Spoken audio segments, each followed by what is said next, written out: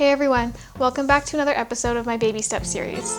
One thing that we all deal with when going through infertility is hearing the same questions and comments over and over and over again from our friends, our family, our loved ones, and even strangers. And in general, most of these people are genuinely trying to be helpful or they're just curious, but oftentimes people don't know how the things they say can affect people going through infertility. So in this video, I'm going to be addressing things that you should avoid saying and how your words can hurt.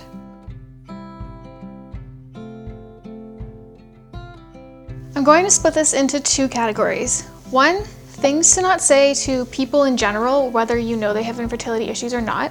And second, things to not say to people with known infertility issues. So to people in general, it seems like a very innocent question. When are you having kids? But this can be a very heavy question for people who are experiencing infertility and aren't ready to talk about it yet. Other questions that are similar to this are, you should really have kids while you're still young. Or why are you waiting so long to have kids? Or for those that have a child already, the question of when are you going to give, insert name here, a sibling? So again, those are all very innocent questions, and they're questions that people ask all the time. It's very normalized in our society to ask questions like that, especially after someone's got married or has been together for a while. But just keep in mind, before you even think about asking someone this question, you don't know what's going on behind closed doors. They could have been trying for a while. They might be having a variety of issues or reasons why they can't have kids or don't want to have kids or are having struggles having children. So generally speaking, just try not to ask people this question. Even if people aren't having infertility struggles, it is kind of an invasive question. It's like a roundabout way of asking what's going on in the bedroom,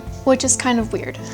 The second category of this is making pregnancy jokes. I won't lie, I have made pregnancy jokes myself in the past before I knew I had fertility issues. And these kinds of jokes include if you ever say something like, "Guess what?" and then the other person's immediate response is, "You're pregnant?" or making comments about why someone isn't drinking. And I know probably some people are thinking, oh my god, like relax, have a sense of humor. You can't tell people not to joke about this or that. And I agree, but just keep in mind the audience that you have and how it might be taken. And the most important part of this is pregnancy is not an April Fool's Day joke. Again, coming from someone who has made that joke in the past, I think I played an April Fool's Day prank on my dad back in 2011 that I was pregnant. I messaged him over Facebook. I look back on that and I just can't even believe I thought to do that. It's so hurtful to people who are trying so hard to get pregnant and not having success, to see a bunch of fake pregnancy announcements pop up on April Fool's Day. And even the people in those situations, if the person you're pranking is really excited, that is such a huge letdown to tell them that it was just a joke. Or on the flip side, if they end up being really angry, like that kind of tells you a lot about your relationship and not in a good way. But the main chunk of this video is going to be about things to avoid saying to people that you know have infertility issues. And again, I understand that most of these people are saying these things coming from a good place. I just want to explain how some of these things aren't helpful, and my next video will be more about things that you should say to people going through infertility. Number one, just relax and it'll happen. The fertility issues that a lot of us are struggling with are medical issues. Relaxing can help to a degree because stress can have a negative effect on fertility. However, most of the time, this isn't the root cause of what is causing our infertility issues. Telling us to just relax and it will happen when we least expect it isn't helpful, because no matter how much relaxing we try to do, it doesn't change our diagnosis, and it oftentimes doesn't really change the outcome either. Plus, saying just relax kind of makes it seem like it's such an easy thing to do. It's really not. When you're going through multiple medical appointments, getting blood drawn all the time, taking various hormone drugs that messes with your mood and your emotions, it's hard to relax going through all of that all the time, because it's hard to take your mind off of it because you're always doing things or taking next steps in the journey to get pregnant. Number two, maybe it's just not meant to be.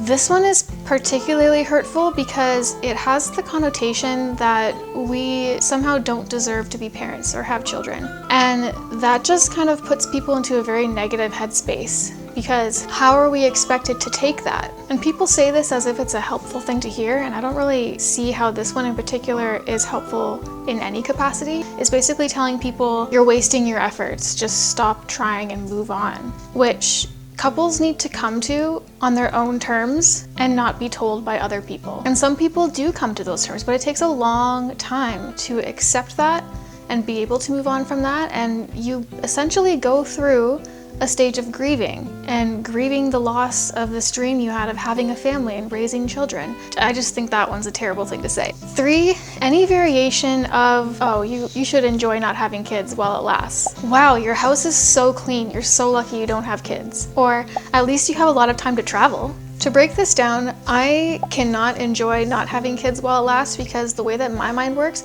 is that this is something that could last my whole life. And that's not a happy outcome for me. That's not what I want to see happen with my life. And I've wanted to be a mom for so long. I was ready to have kids when I was like 24. So I have enjoyed my time without kids when it lasted. That's done now, and now I'm ready to move on to the next step. And like having a clean house, yes, it's nice, it's great, but I would give anything to be tripping over toys and having to clean up after my kids and have dishes in the sink because I haven't gotten time to do them yet. People don't understand how much we would give up to have what you have. Like having a clean house is nice, yeah, awesome. Does it fulfill me? No. And at least you have lots of time to travel. Do I though? Do I have lots of time to travel when I'm going to appointment after appointment after appointment? I can't plan ahead in any capacity for anything. I can't plan trips in the future. Everything revolves around doctor's appointments and blood work and ultrasounds and when I need to take drugs and injections. So no, I don't have a lot of time to travel unless I decide to delay having a child even more. Number 4, it could be worse. At least you don't have insert disease here. Generally speaking, it's not helpful to diminish someone's feelings about the things they are going through just because someone else in the world has it worse. There's always going to be someone else in the world that has it worse. That doesn't mean that I can't be sad or angry or upset about my situation, just the same that I wouldn't invalidate your feelings toward things you're going through. It's not fair to compare apples to oranges. They're not the same. And even people going through the same experience. There's another couple going through infertility. You can't say that they are going through the same amount of pain as another person. Everyone experiences pain in their own way. It just makes them feel guilty for feeling the way that they do and that they don't have a valid reason to be feeling this way. Number 5, why don't you try insert suggestion here. I understand it's trying to be helpful. It is slightly more helpful if it's coming from someone who has gone through the same type of thing and they are suggesting things that they tried and potentially worked for them. But if people are like, did you try getting drunk? Because so many people get pregnant when they're wasted. Trust me when I say most of us have tried everything under the sun at this point, and that is why we are here getting infertility treatments, going through IVF, because we've tried everything else. I've put so many different supplements into my body. I have tried changing exercise routines, changing my diet. I have tried getting drunk. Literally everything. I have spent hours upon hours on Google reading so many forums about all the different things to try. I bought a book called It Starts With the Egg. Chances are you're asking us if we've tried something we've already tried and it hasn't helped. Number 6, don't worry about it. You're young. You have so much time. This one bothers me in particular because with my diagnosis, I don't have a lot of time. My age, being almost 30, I'm turning 30 in a month, only means that my egg quality is most likely still okay. But we don't know that for sure. And what we do know is that my clock is ticking a lot faster than others and I don't have time. So I should be worrying about it. I've heard this from people even after telling them what my diagnosis is, and I just want to make it very clear. I don't have time. My body thinks it's a 40-year-old woman. My time was 10 years ago. Number 7, which one of you has the problem? This question is only bothersome to me in particular when they just come right out with it. If you want to ask people about their infertility stuff, the most polite thing to do is ask them first, is it okay if I ask you some questions? And also, it's okay if you don't feel comfortable answering them. But just coming out with like, oh my God, so who has the problem? Is not only kind of rude, but, and I will say, my friend Claudia said this best, is that it's not one person's problem or the other. We are a couple and it is both of our problem. And it doesn't really make a difference who has the physical medical issue going on. It could be both of us. I'm okay with saying that I'm the one with the issue, but not everyone is comfortable answering that question. Number 8, there's kind of 2 parts here, kind of goes hand in hand. One is, well, you could always do IVF. Or why don't you just adopt?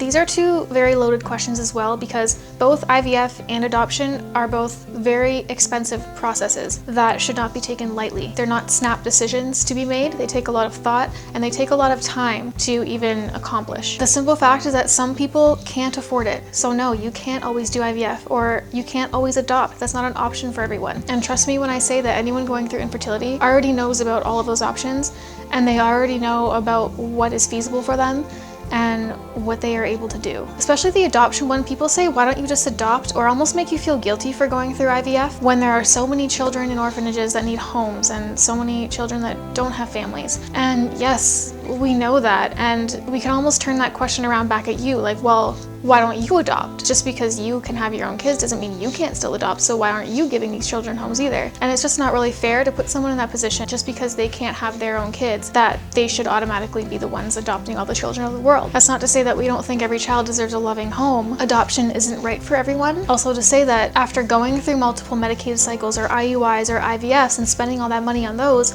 there might not be anything left over to even think about affording adoption. Because adoption in and of itself can be very expensive, if not more expensive than IVF in some cases, depending on whether you're going for an infant adoption or adopting an older child. Adopting domestically or internationally all has an effect on the cost and the length of time that it takes to actually adopt a child. Oftentimes you have to foster first, and a lot of couples going through infertility really want a baby. I would be the same way. I personally don't know if I would do well adopting an older child. And since infants are more popular, it's harder to find adoptions for those, so they take longer. There's just a whole bunch of reasons why adopting or IVF or any of those things is an easy solution, because none of them are easy solutions. This one is specific to people experiencing secondary infertility. Secondary infertility is someone who already has a child and now they are trying to have their second child and they are suddenly having issues conceiving. So a lot of questions that they get are like, what's the big deal? You have a kid already. Like, why are you upset that you can't have another one? Or people think that those going through secondary infertility are selfish for feeling upset about not being able to have a second child. And I even see this within the infertility community itself. There's a lot of, again, comparing people's pain about, oh, my pain is greater than yours because you already have a child. And I don't agree with that. And some people have dreams about having 2, 3, 4 children, and they're still dealing with and grieving the loss of that dream if they can't have more than one child. That doesn't mean that they aren't grateful for the one that they have. It's still a drastic change in the map of life that they had created in their head. One major thing to not ask someone that you know is going through infertility is, so are you pregnant yet? Point blank. Don't ask us if we're pregnant yet. 2 reasons. 1, if we are and we're not good liars, then you're going to ruin the surprise. Or number 2, we're not pregnant for the millionth time and we don't want to have to say no every single time, because that's absolutely devastating. So don't worry, if we're pregnant, you will find out one way or another, but please don't be the one to ask us. This last one I'm going to tread very carefully with, because I absolutely do not want to offend anyone. And this is all coming from my particular beliefs, and you are absolutely free to believe whatever you want in terms of religious beliefs and spirituality. But one thing that is definitely not helpful to say is it's not in God's plan, or just trust in God, or it's in God's hands. And I understand that having faith in something like this can be helpful to a lot of people. And I wish that I could have that kind of faith in something like a lot of you do. But I was never raised to be a religious person. I respect all religions, but to say that it's not in God's plan just makes me feel like I'm being punished for something. I feel like I've lived my whole life trying to be the best person I can be. I've always tried to be a good person. I've always tried to be a good friend, daughter, sister, and I don't have very many huge regrets in my life that I look back on and think, oh my God, that was a huge mistake. At least I don't think I've made any huge mistakes that I haven't since apologized for or made up for in some way. It has taken me way too long, over 20 years, to build up my self-worth into what it is now. And I refuse to believe that God or any type of other higher power has deemed me not worthy or said that I don't deserve this, because that would be the biggest destruction to my self-worth if I were to believe that. Because then I'm put into a state where I'm looking back on my entire life and trying to pinpoint the moment that I'm being punished for. Try and think back of all the things that I could have done better, and it's that type of sentiment just isn't helpful. It puts me into a very bad place in terms of my mental health and self-worth and my self-esteem and how I feel about the world. And it just makes me feel that all of the good things that I've done up until this point in my life weren't worth anything. I don't find comfort in the belief that my life is already planned out by someone else. And I don't find comfort in hearing things like God has a bigger plan for you than you do for yourself, because it just doesn't really mean anything to me. My plan for myself is the reason that I'm living, and things that I'm working towards, and the things that I strive for, and the things that motivate me, and the goals that I make. So if I were to just live my life assuming that God or a higher power has a plan for me and I just need to accept it and move on, that doesn't work for me. And one thing I do want to mention, which is kind of tied into the religious part of it, a lot of people who are religious will say, I'm going to pray for you, which is a really nice thought, and I truly do appreciate people who say that they are going to include me in their prayers. So I have no issues with that in particular. But one thing I did notice was, I've only heard this one time. One of my friends, Lindsay, shout out to you, has actually asked me, is it okay if I pray for you?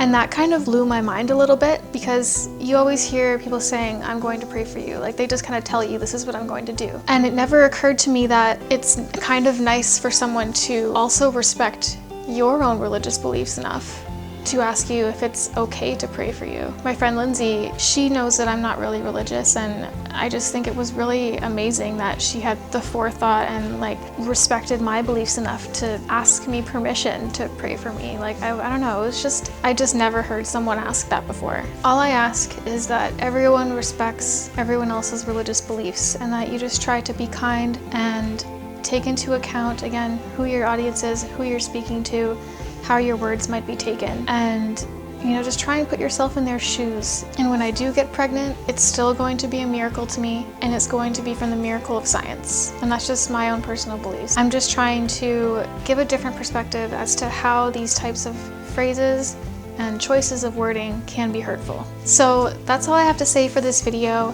Today is Mother's Day, so I do want to wish a happy Mother's Day to all of you wonderful mothers out there, to my own mom, I love you, and to all of the women out there who feel like mothers but haven't been blessed with a child yet. This can be our day too. Thank you so much for watching and joining us on our baby steps journey. And if you have any questions, feel free to ask me down below or in a private message. Bye.